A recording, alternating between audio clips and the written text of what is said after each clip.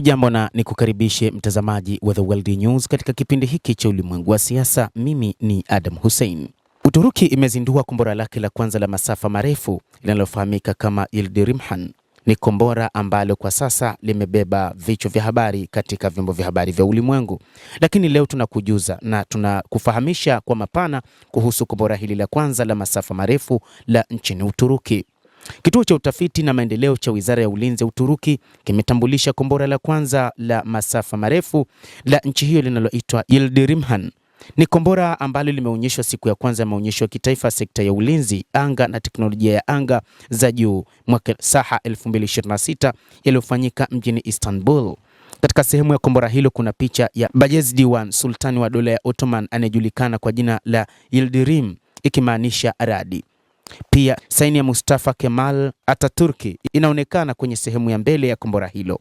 Waziri wa ulinzi wa Uturuki Yasar Gula anasema katika taarifa kwa vyombo vya habari kwamba kombora hilo ni silaha ya kwanza katika ghala la kijeshi la Uturuki kutumia mafuta ya roketi na lina uwezo wa kuruka kwa kasi ya ajabu.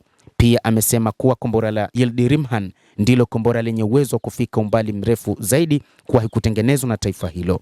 Hata hivyo, taarifa chache za kiufundi zimewekwa wazi kuhusu kombora hilo.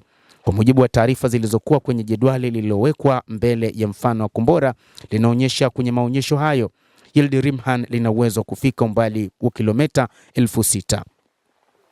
Katika miaka hivi karibuni sekta ya ulinzi nchini Uturuki imevutia duniani kupitia maendeleo ya silaha za masafa marefu pamoja na ndege zisizokuwa na rubani kwa mifumo ya kujitegemea. Katika maonyesho ya kimataifa ya sekta ya ulinzi yaliyofanyika mjini Istanbul mwezi wa Julai mwaka 2025, kombora la ballistic la Typhoon Black Block -4 lililotengenezwa na Roketsam lilionyeshwa pia. Kombora hilo lenye urefu wa mita 10 na uzito wa kilogramu 7,200 lilielezwa wakati huo kwani kombora la ballistic lenye uwezo wa kufika umbali mrefu zaidi lililotengenezwa kwa uwezo wa ndani wa Uturuki.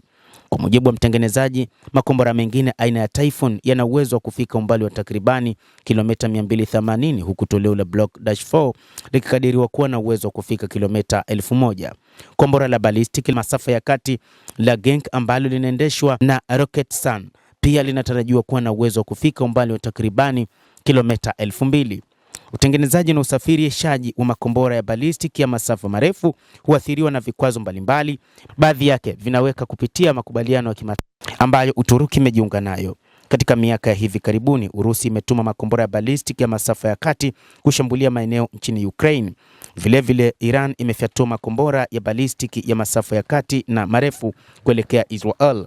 Kwa mujibu wa baadhi ya wataalamu, ili kuepuka vikwazo vinavyotokana na mikataba ya kimataifa, uwezo halisi wa makombora hayo mara nyingi hutajwa kuwa mdogo kuliko ulivyo kwa uhalisia.